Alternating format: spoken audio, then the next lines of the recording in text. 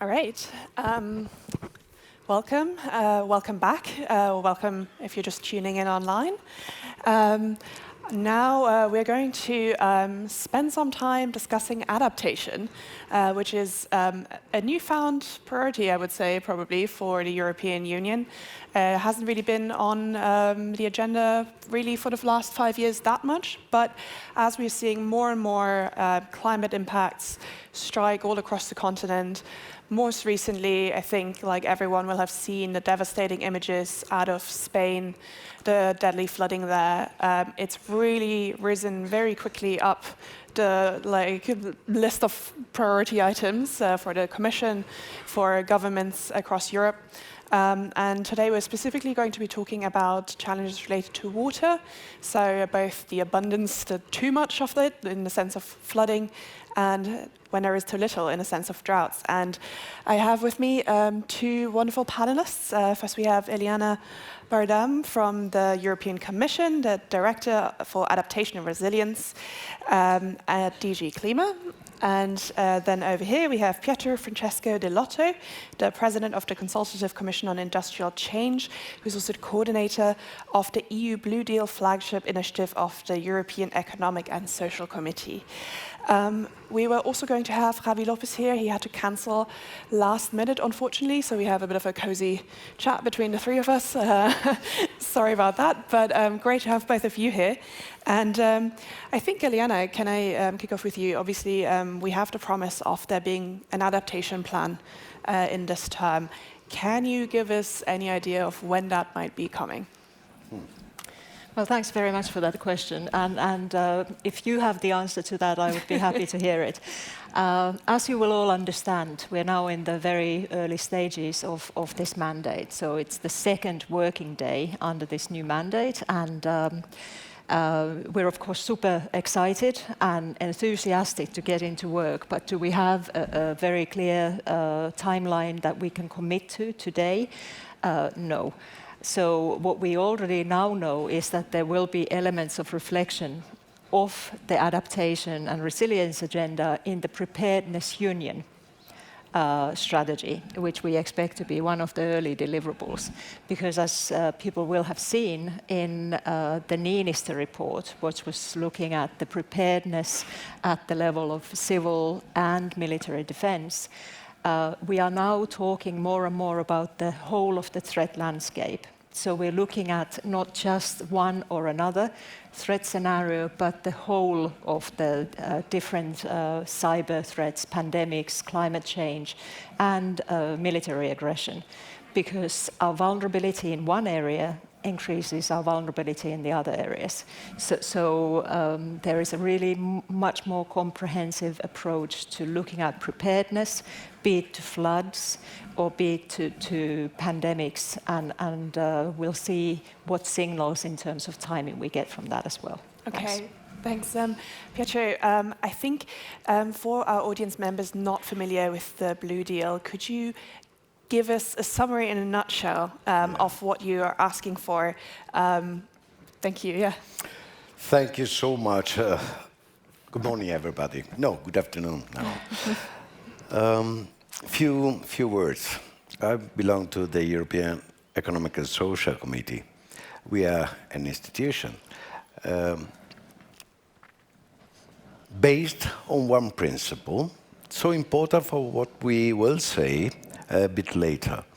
Based on consensus, we are not politicians, and we are representing all the organized civil society parties, companies, businesses, consumers, environmentalists, and all the others. What we did in the last 2 years, what I promoted personally, but institutionally, we launched 2 years ago, roughly, the EU Blue Deal. So a comprehensive approach, cross-cutting approach, dealing with water from any perspective.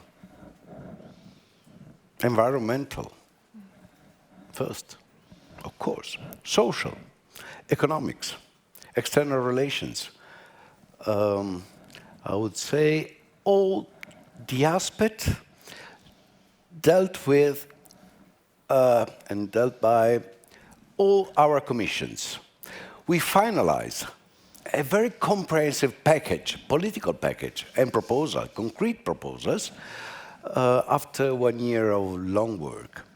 At the end, we considered the necessity, after the experience we had with drought, with floods, to move from emergency actions to structural actions.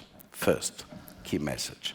Second, our institution is based on the consensus, not majority. So it means that every single wording, every single rose, every single commas has been agreed by all the components, as I mentioned earlier.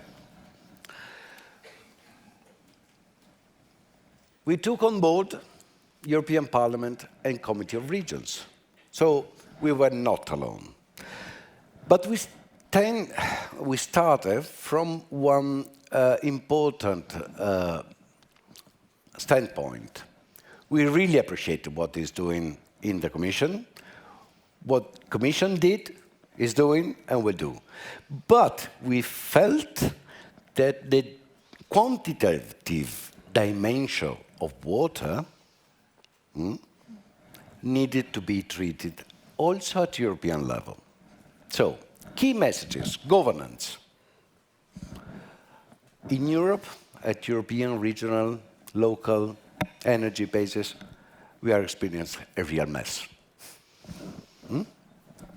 I'm provocative.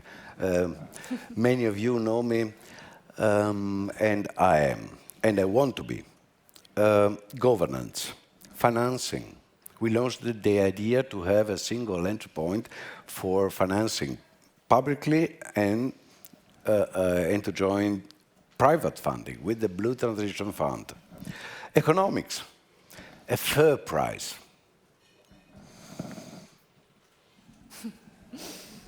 A fair price is not so simple concept. Economics again, concessions, permissions. In all sectors, in a tailored way approach, but putting water with what we called a standalone policy, because only a cross-cutting approach for water could allow us to have a smart water society. Should we get into some of those issues? Because you mentioned governance, and I think that's something that is like the first question that comes to my mind, is that when we talk about adaptation and when we talk about impacts, they're very different locally across the European Union. So what's the thinking in the Commission of what the EU, on the EU level, can actually do about climate impacts? Well, thanks for that question. And I think it's useful to note that while you say that, okay, past 5 years we've seen adaptation to rise in the political agenda, and indeed the recent kind of events have been very dramatic. We do already have an adaptation strategy at the European Union level that dates from 2013. There was an update of that strategy as part of the Green Deal deliverables in 2021, and the European climate law also includes a requirement for the member states to progressively enhance their adaptive capacities. So we're not really starting from scratch. The European Union also provides guidelines for the member states for developing adaptation plans and strategies, which should be based on a risk assessment carried out locally at the national level. And I think it is through those risk assessments and making sure that we use the available prediction data and risk modeling that we build the readiness, the anticipation capacity. Because we are looking at a completely different climatic reality than what we were used to. For instance, when the first version of the Water Framework Directive came forward, which was in 2000. We've of course had the Floods Directive in 2007, But there is a commitment also in this mandate to provide for a water resilience strategy, which would be a very comprehensive package to take our action to next level. It's also worth noting that none of these deliverables, be it the adaptation plan or be it the union preparedness strategy or the water resilience, are deliverables for one single commissioner. But there is really this commitment to deliver on the cross-cutting, the kind of cross-sectoral approach, so that the teams will be working together. So, for instance, the adaptation plan is mentioned in the mission letters as a priority and task for Executive Vice President Fito, in charge of regions and regional cooperation. It's in the mission letter of Commissioner Hansen, in charge of agriculture, super important here as well. Sure. And also Lahib, we have it in Roswell, obviously. And similarly, when you look at the water resilience strategy, Commissioners Hoekstra, Hansen, they active contributors into these processes, which means that we have a real chance of pursuing a very synergetic approach, looking at the multiple different dimensions, including, okay, polluters pay, how do you empower the regional operators, how do you give agency to the local administration to tackle issues in the best possible way. Just to briefly seize on the water resilience strategy, there was supposed to be earlier this year a water resilience initiative, which was sort of indefinitely postponed. Could you tell us what happened to that? I think it's worth noting that there are different deliverables in the cycle, in the reporting cycle, that relate to the other existing directives. And in terms of sequence, we felt that the European Climate Risk Assessment, which came out in March, which was first of its kind, which also covered water-related risks, floods, droughts, heat extremes, etc., and the climate risk management communication covered very good elements of water resilience, because it's resilience with all the different climate-related sectors. The fact that we have more time to develop the strategy and the vision for water resilience now, I see that as a positive, because you have different sequence of building blocks coming together, providing for the analytical base and the most robust response from the union level. Okay, so it didn't have anything to do with the fact that there were protests from farmers, and this was sort of going into the direction of having to do with like nature and the floodplains and so on. I think it's very important to think about water resilience and climate risk management as a utilitarian agenda. It's not solely about conservation. It's really about protecting our assets and capacities and competitiveness. And if you, and we do, talk to the farmers a lot, there's strong support for building climate resilience, water resilience and risk management, because their livelihoods depend on this. So no, I would not see a direct link here, but that's of course debatable. Okay, Pedro, talking about again this water resilience strategy, like what are sort of, let's say, like the two key issues that you want to be, like, what are you looking for? Yeah, absolutely, you're right, and thank you so much for the question you raised, because we have to be absolutely clear on that. You see, when we launched the initiative, in few weeks, the President von der Leyen launched the Water Resilient Initiative. Great, 13th of September, if I remember, last year. And it was an amazing result. What we call in this cross-cutting approach that I'm realizing, and we are realizing the Commission is adopting. Very good. First, a positive approach, not penalizing, in front of the consumers, farmers, and companies. Because we do not want to lose any single company closing because they are are threatening to have an increase of price of cost of industrial process. We don't want to have the perception, to deliver the perception that we want to penalize farmers or to have a bigger burden in terms of cost for citizens. This is the key point, a positive approach. For this reason, we would like to have a framework policy, I would say, where every single actor is pushed, incentivized to adopt new technologies, new approaches in order to be much water saver, adopting new technology in water saving. The second key point, we need, I'm so sorry, but we need, and we claimed, and we called to have a conditionality principles reinforced for water, for funding. Could you spell out what you mean by that?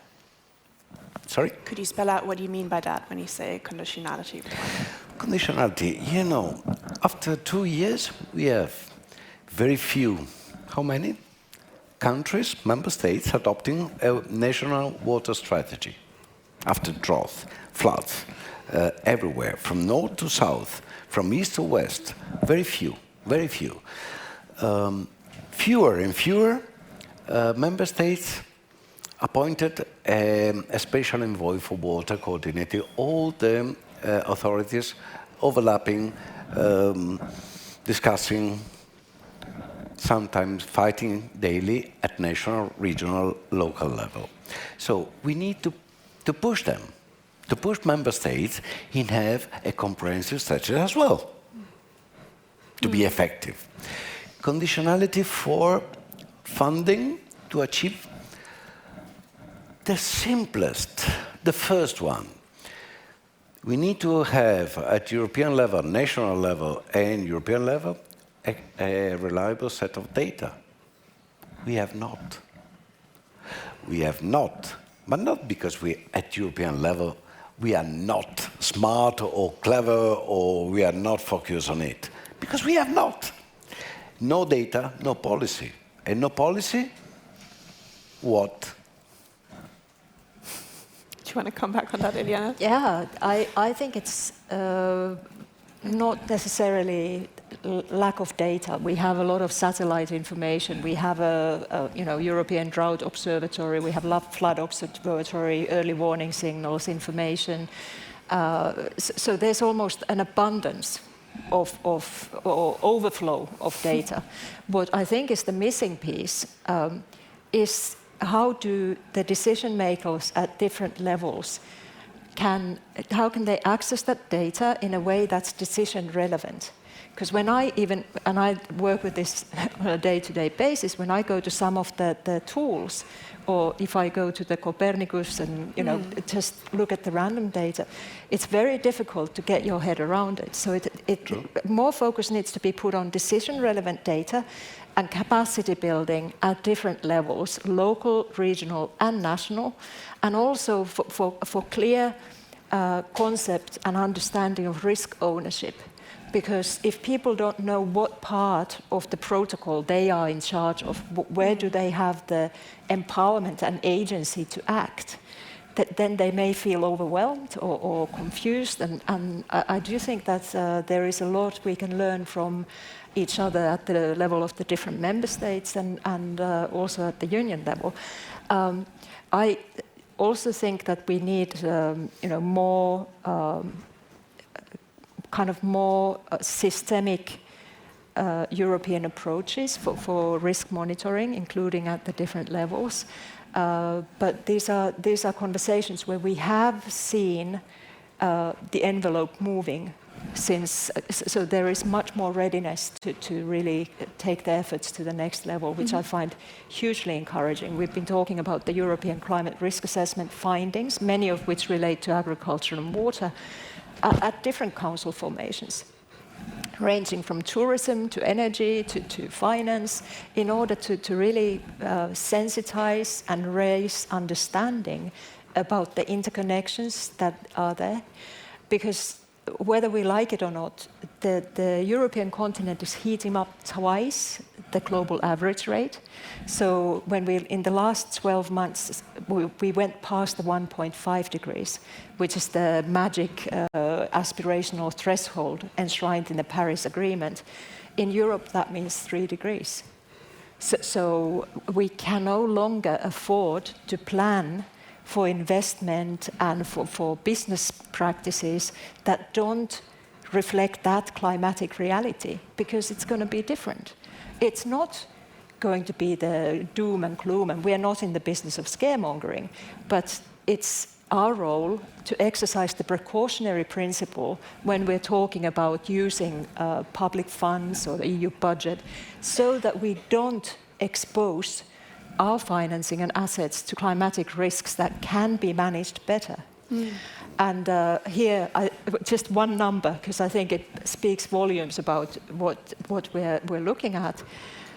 According to the European Environment Agency, they've been looking at extreme weather damage data from 1980 to 2023.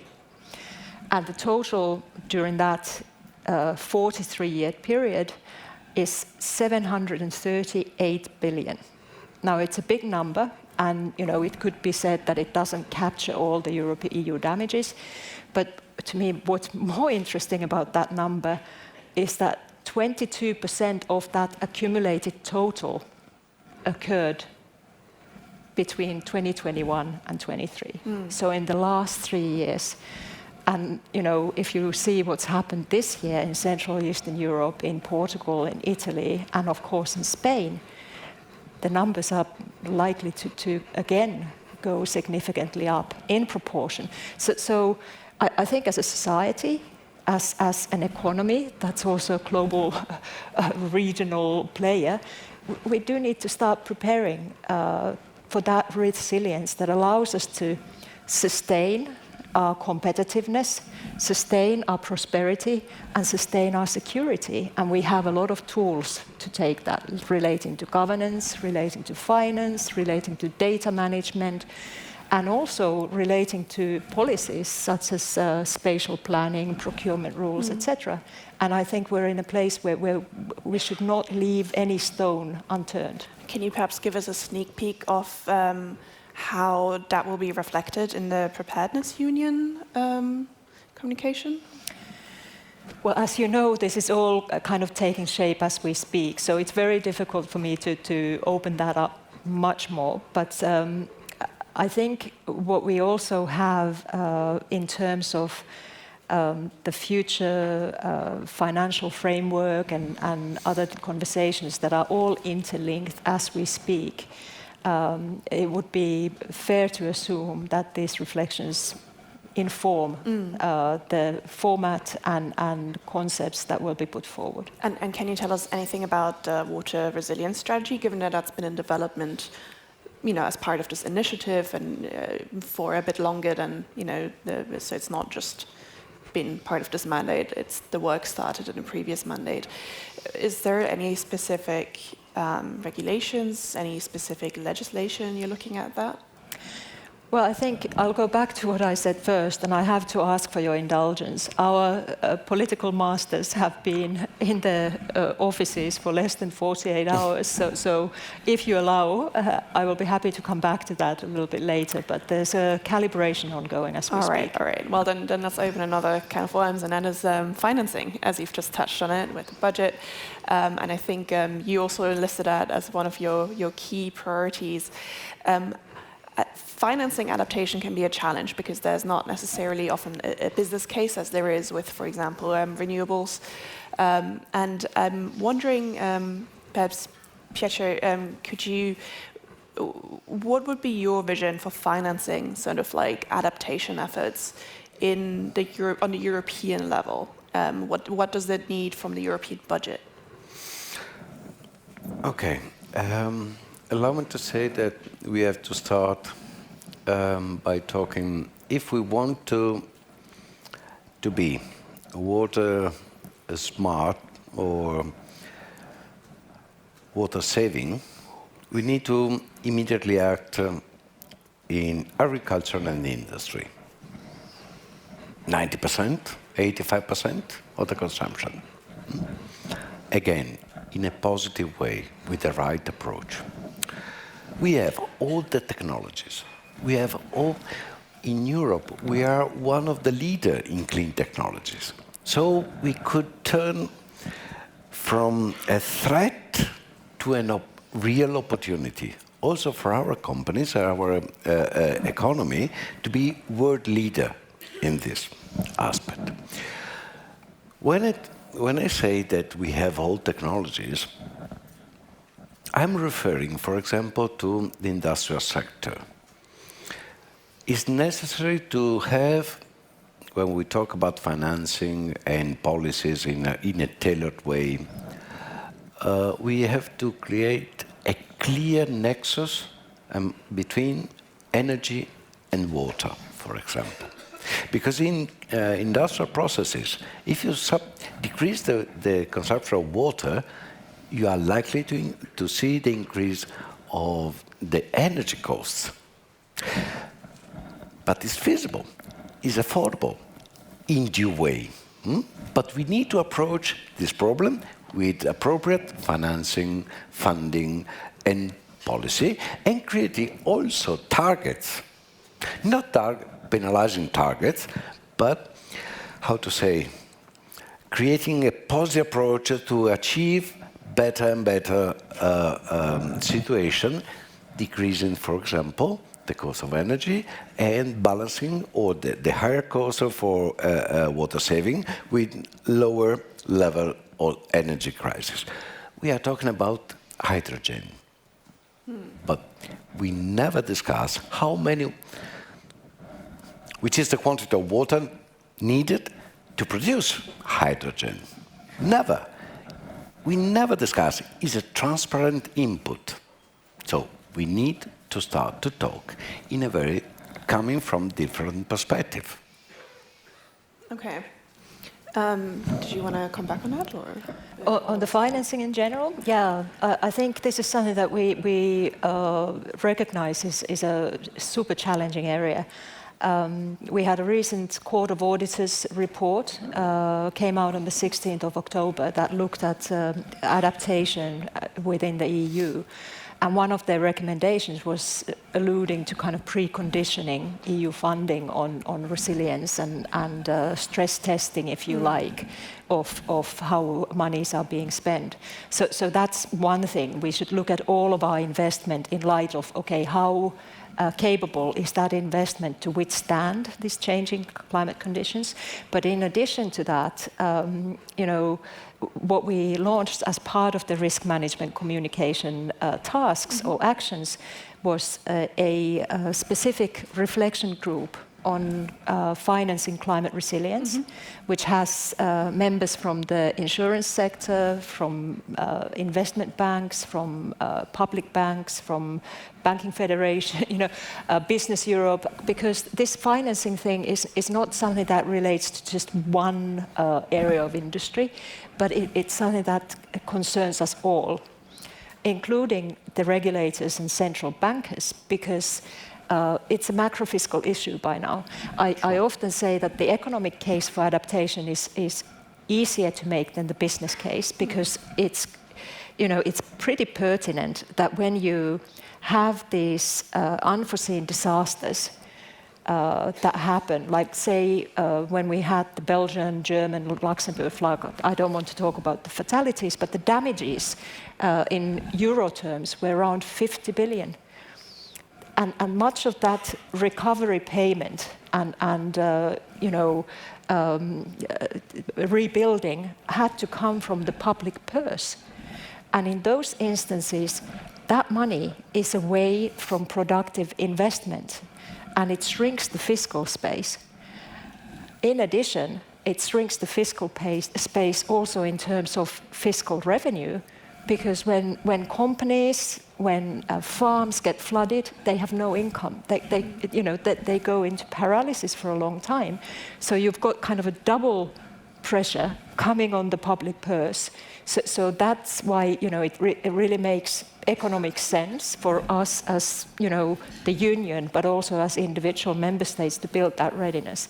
Now on the business case, I think it's clear that many of the adaptation investments do not yield profits on a year-on-year basis. So there we really need to start thinking about, okay, are there ways of public-private partnership, of de-risking, or somehow incentivizing right type of private company behavior through insurance premiums or consortiation or what have you. And we really need to work on these. And I'm glad that in the Resilience Reflection Group, which has convened already several times, we're starting to find these granularities and the common language.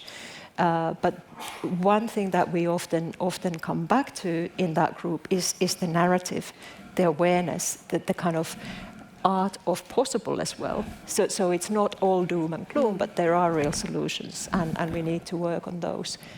Yeah, given the damages, is there any case to be made for some sort of EU-wide climate risk insurance, perhaps? Oh, that's a very, very interesting thought. And I don't think we have the time to unpack that.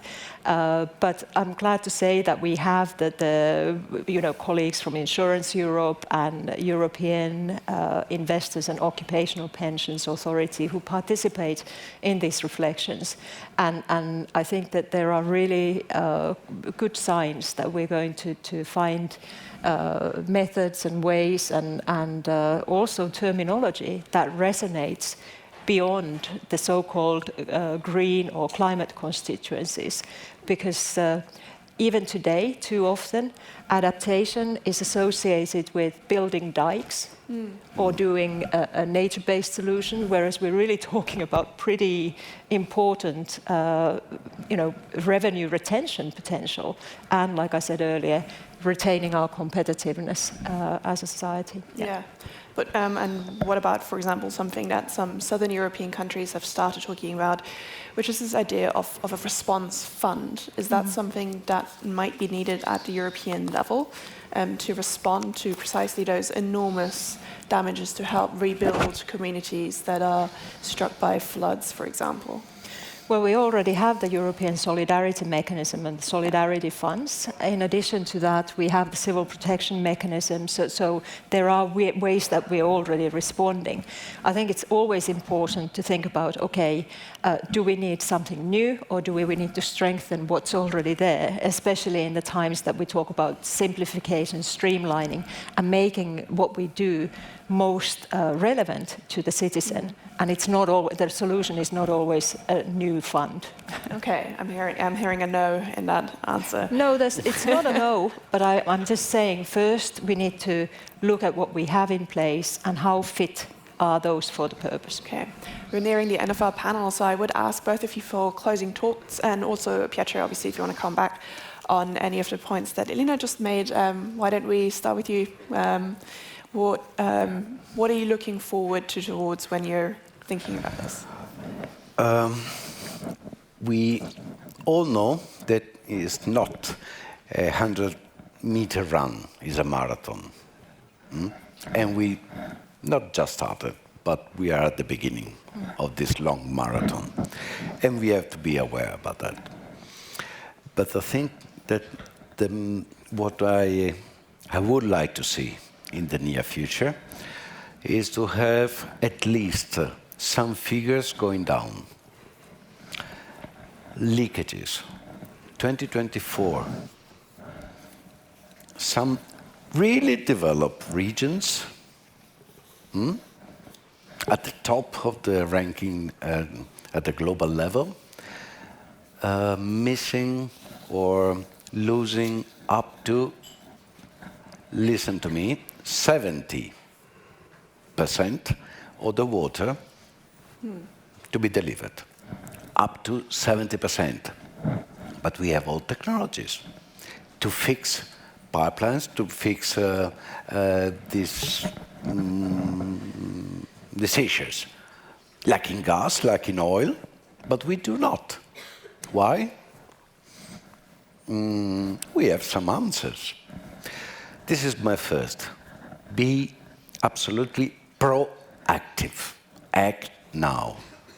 Together with the Commission as institution, European Parliament, Committee of Regions, achieving a real common ground. Okay, Elina, any closing thoughts?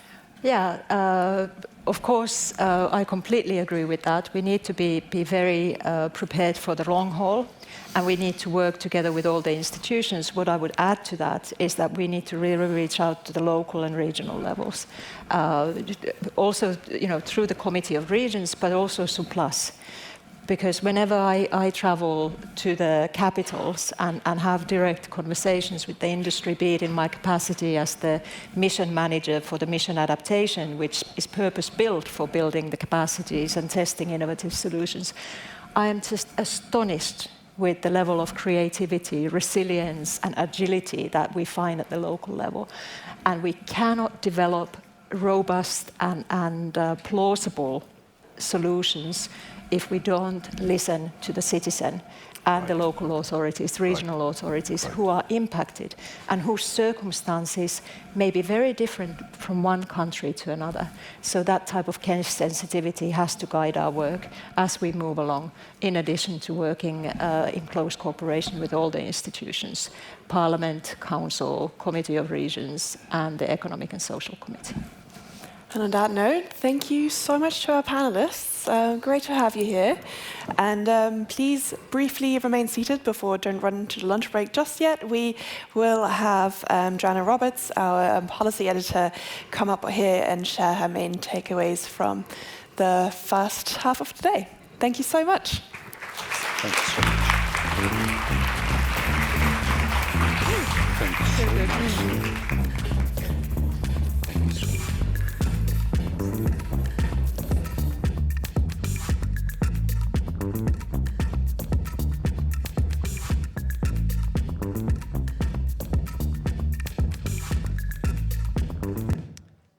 So thank you very much, and thank you very much to our speakers for making a really interesting discussion this morning. I won't keep you too long because, as you can smell, lunch is ready, so I won't bore you with my takeaways. I just wanted to thank our partners again for making this summit possible. So our leading partners, Amazon, BMW Group, Coca-Cola Europe, Corteva Agriscience, GE Aerospace, Moeve, and PKEE. Our presenting partners, ADM, EDF, Geopost, GE Vernova, IRU, McCain, Yara. Our networking partners, A2A, and that's it. That's the closes our climate session this morning. The next stream on our agriculture and food will resume at 2 p.m. Before that, we do have a networking lunch in the main area. So thank you very much for your attendance this morning, and bon appétit.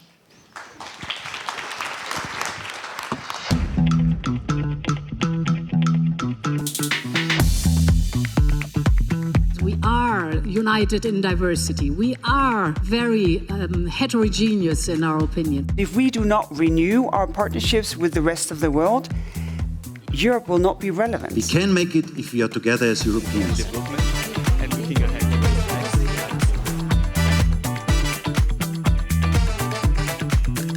Do you genuinely believe that countries will manage to reach these very ambitious targets?